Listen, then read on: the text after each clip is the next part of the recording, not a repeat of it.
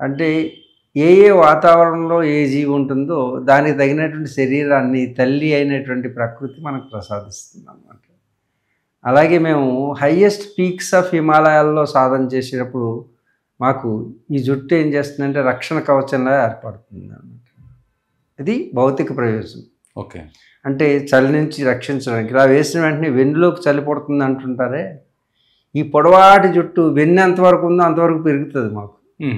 ఆ వెన్నుని సంరక్షించేటటువంటి బాధ్యత జుట్టు తీసుకున్నది ప్రకృతి ప్రసాదిస్తుంది అనమాట.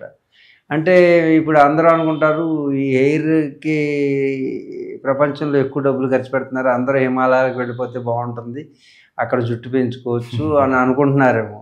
జుట్టు పెంచుకోవడానికి అక్కడికి వస్తే ఒళ్ళు దానికి శిక్షణ అనుభవించాల్సి వస్తుంది. అంటే శిక్షణ లేనిదే మీరు అక్కడ ఉండలేరు.